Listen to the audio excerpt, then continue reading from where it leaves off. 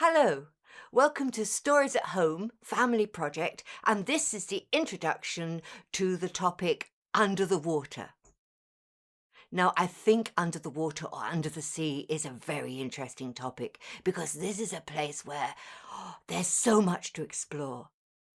Now, if you think about places where people have never gone, never really looked at, you might first think about going to other planets or walking on Mars. But in fact, scientists probably know more about the surface of Mars than they know about the bottom of the oceans. Unmanned probes have gone out to Mars and they've found out a lot about it, how it is. But getting ships or submarines or underwater craft down to the bottom of the deepest oceans is a very difficult thing to do. And it still is because the power of the pressure of the water and the air when you go down really deep to the bottom of the sea is very difficult. And in fact, if you think about it, the bottom of the ocean is just as much an alien environment as going into space. We can't breathe under the water, we can't breathe in space either. So both are really difficult places to explore. But let's go to the bottom of the sea, to the underwater world, and explore that a little. Now, I was thinking of a story to introduce this. And I was thinking about a story that had, well, when we think about under the water, what might we find? We might find strange and weird sea creatures. We might find new environments to look at. We might find unexpected things that we had no knowledge of at all, and maybe even treasure of every kind. So I was looking for a story which had a bit of all of that. So I'm going to tell you one of my favourite stories. It's a very, very old story that comes from Ireland. It was first written down, over 1,000 years ago, and it's probably much, much older than that. So people have been interested in what it's like under the water for an extremely long time. And this is the story of Fergus MacLeodgh. Now, Fergus MacLeodgh was a king. And kings were very important. But remember, back in Ireland, back in those days, there wasn't just one king of the whole country. There were loads of kings. There were kings in every county, kings in every part of the country. In fact, they were really chieftains who took care of one small community or maybe a tour, a tribe. And then there was another one just down the road. Now, every king wanted to be top king, and they were all trying to prove that they were the best king. So being a king was a bit different. The other thing was, don't think he was a king wearing one of those pointy crowns or living in a stone castle with towers and turrets. No, he would have lived in a beautiful round house palace, a dún, with a thatched roof that went almost to the ground. But he still would have liked to dress up and wear lots of fancy jewellery, including beautiful golden torques and lots of bright colours. And if you were a king back then, you were allowed to wear lots of bright colours because you needed to show off and prove that your tour, your tribe was the best.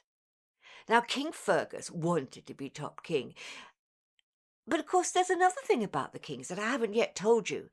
Because if you wanted to be a king like Fergus wanted to be, the chieftain, the king, you had to pass a lot of tests. You couldn't just be born a king, you had to be chosen by your people and by the poet storyteller of your group, your tour.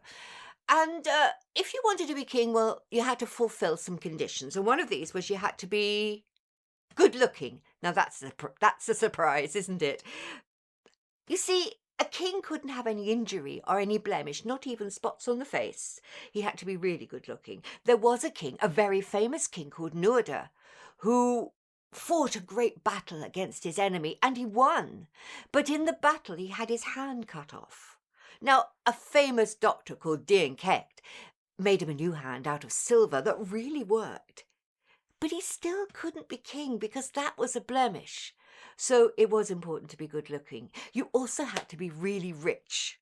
And the important thing was you have to show off fancy clothes and lots of gold jewellery. But you also had to hold parties, great big feasts, where you were able to invite all the other important people, the warriors, the chieftains, the queens and kings. And you had to give them fantastic presents. And if you could give them presents that were better than the ones they gave you, well, you then were top king. Your status was higher, and that was the important thing. But Fergus, well, He was good looking. He had lots of elite warriors, like, fantastic Olympic champions to do his fighting for him, and also to show off and do fancy feats like having chariot races and doing somersaults on and off the chariots while they were going along. He needed his warriors. But he also had farmers, wealthy farmers, and who would provide him with cattle for the feasting, and also a brugu to organise really fancy feasts for him. He had everything, and so he was a good king. Now, that should have made him very happy, and he should have been perfectly satisfied. But at the beginning of our story, Fergus was bored. That's what happens if you've got everything. So our story finds him one day so bored that he went for a walk on the beach. Now, he lived at a place called Dunrudriga, which is by a loch not far from Belfast, and it's a sea loch called Loch Rudriga, and it was there he went for a walk. And it must have been a lovely sunny day because he fell asleep on the beach. Maybe it was the sound of the sea lapping by quite close to him. Now, back then, people thought that the sea was a very special place. Lakes, rivers, seas, any body of water. And I think that's because when you look into deep water, with the weaving wavy waterweed and the reflection of the light on the water, if you stare into deep water, it almost looks as though you are staring into another world. Because back then there were no snorkels, there was no scuba diving equipment, there was no submarines. And in many ways, under the water was another world. That's what they believed. They also thought that land under wave was the other world, and in fact, that's where all the treasure of the world was kept. And I'm not talking about gold and jewels and pearls and things like that. No. I'm talking about superhero treasure, the sort of magical treasure that could give you a super skill. Have you ever wanted, say, Harry Potter's cloak of invisibility? Well, if you wanted to find something like that, you'd have to look in Land Under Wave. What about a helmet of protection so you'd never get injured? Or a sword of light? Or maybe even the Infinity Gauntlet? Well, if you wanted anything like that, the place to look was Land Under Wave. Now, there was another thing that Fergus didn't know, wasn't it, that in Land Under Wave, near where he lived, near Loch Rudriga, there was a race of small warriors. Now, they were very short, hardly a metre high, but they were fierce warriors with swords and spears and helmets. And what's more, these little warriors, these short, fierce men, they had terrible senses of humour. They loved making really bad jokes. I'll show you what I mean. Two of these little warriors, these short warriors, they were called Lubercorn, came out of the water and they saw Fergus asleep on the beach. And one of them said to the other, "Oh, look, there's Fergus. I know, let's play a trick on him. You grab his head, I'll grab his feet, and we'll drag him to the bottom of the sea. Won't it be a great joke when he wakes up drowned?" Now, that's not a funny joke, and I don't think Fergus would have thought it was a funny joke, and you're not likely to wake up much if you're drowned anyway, so he would have never known how funny the joke was. But the Lubercorn thought it was. Fortunately for Fergus, the waters around Ireland are always cold, and so the cold water woke him up, and he pushed the Lubercorn away, and one of them got away, but the other he just managed to grab by its collar and hold it firm. Now, in those days, if you caught an enemy, you could free the enemy and give him his life back, but he had to give you a gift, a boon. Sometimes it was 3 boons, 3 wishes, all spoken in one breath. That way, Fergus could get a gift from the Lubercorn, who came from Land Under Wave. What could he ask for? A helmet of protection, a sword of light, a spear of a cloak of invisibility, a spear that would fight any enemy, or maybe even the Infinity Gauntlet. But he didn't ask for that. He had a better idea, and he said to the Lubercorn, "I want you to give me something which will let me breathe underwater and walk on the bottom of every sea, lake, river, or pool." "All right," said the Lubercorn, "I'll give you what you want." And what he handed Fergus was a bunch of herbs. "What do I do with these?" said Fergus. "Oh," said the Lubercorn, "you stick 'em in your ears." Well, Fergus wasn't sure what to make of it, but he agreed to accept the herbs. "There's just one thing," said the Lubercorn. You can explore the bottom of every river, every lake, and every sea, but you must never, ever, ever go to the bottom of your own loch, Loch Ridriga, and it's for your own sake I'm telling you." So Fergus agreed, let Lupercorn go, and off he went out of the story, and they don't come into many other stories. But Fergus took the herbs, and he stuck 'em in his ears, and he went to the bottom of every lake, every pool, every river, every sea, everywhere except the bottom of Loch Ridriga. And he came back with armfuls of treasure, so his feasts were wonderful. He gave the most amazing presents, and none of the other chieftains, kings or queens or warriors could give him presents half so good. And so he became most important. His status was sky high. And that should have been the end of our story. But it isn't, because Fergus got bored again. Now he's done everything. He's been to the bottom of every lake, river, stream. He's been everywhere except the bottom of his own loch, Loch Ridriga. Now it could have been that the Lupercorn was telling him the truth, that there was something dangerous there. But maybe, thought Fergus, that the Lupercorn was trying to keep the best of the treasure and wasn't going to give it away. So he decided that he would go to the bottom of Loch Ridriga, and off he went. And the Lupercorn was telling the truth. There was a terrible monster in the depths of Loch Ridriga, a Pesht. Now I'd better explain about Pesht. You see, it's a water beast. It's not a dragon, because there really aren't dragons in Irish stories, and occasionally you find one, but they wandered in from somewhere else.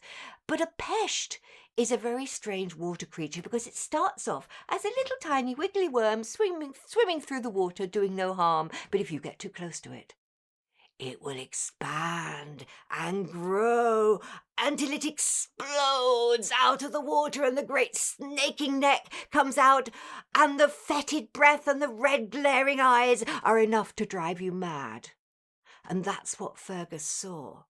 And he was so horrified that when he came out of the water, he was still making a face of terrible terror. Now, maybe you've heard people say to you, "Don't make a face like that. The wind might change and you'll get stuck." Grannies do still sometimes say that. But it's not true. But in this case, in Fergus's case, it was true. For when he came out of the water, he was ugly. One ear was up here, one ear down there, one eye stuck out, the other stuck in. His nose was bent, his teeth were crooked. He was covered in spots. He was ugly. Well, all the people saw him and they went, "Oh no, have you seen Fergus? He's so ugly. That means he can't be king anymore. But we really love Fergus because he gives us such good presents." So they went off to the storyteller poet and said, "Isn't there any way we can break the rules? Can't we keep Fergus as king? Please." And the storyteller poet said, "All right, we won't tell him. If he doesn't know, then we can count him as not being ugly. We'll pretend we haven't seen it." And so they didn't tell Fergus, and he stayed being king. Now, in those days, the mirrors weren't very good. If you wanted a mirror, you'd use a piece of polished metal like this one, and you really can't see much at all in that. And he wasn't going to go down to look at himself in the reflection of the lake. He was going to keep away from Loch Ridriga, so he never saw himself. And that should have been the end of the story. But it isn't, because Fergus got bored again, and one day he was in a really bad mood. And when one of the women of the house brought him his hot water, now she, or anyone else who brought him his water, used to froth it up a bit to make sure he couldn't see his reflection in the water. Well, this day he was in, as I said, a very bad mood. Nothing was right, one of those days. And when he saw the water, he said, "Take it away. That water is too hot." Or maybe it was too cold, or even, "It's too wet." But he wouldn't have it, and he was very bad-tempered. The woman of the house wasn't having that. She wasn't a servant. She was just doing him a favour. And she said, "Don't talk to me like that. Look at you. You're ugly. One ear is up here, one ear's down there, one eye sticks out, the other sticks in, your nose is bent, your teeth are crooked, and you're covered in spots. You are ugly." Ha! And off she went. Well, Fergus was a bit worried about this. And he went down to the loch and looked at himself in the reflection, and it was true. He was very, very ugly. Well, there was only one thing he could do, so he took his sword, and he put the herbs in his ears, and he walked down into the water. One day he was gone, 2 days he was gone, 3 days he was gone. But on the evening of the third day, the water began to bubble, and then it began to boil, and then it turned red, and Fergus staggered out of the water. His face was clear and good-looking again. He had killed the pest. Now, Fergus went on to be a good king, but that's his best story. And once upon a time, so it said, there was a pest in every river and lake of Ireland, but they're all gone now. Some hero or other has killed them all. There is, it's said, a monster in a lake in Scotland. You may have heard of the Loch Ness Monster. Some people say it exists and some people say it doesn't. Some people even tried to take a photo of the monster, but I'm not sure it's real. It is said that a famous saint from Ireland who was called St. Columkill went to Scotland, and he had a word with the monster and told it to go away, but it doesn't seem to have been very successful because people still keep seeing it. So maybe that's the last pest. Because when you're talking about the underwater world, even today, you can never be sure what you will find.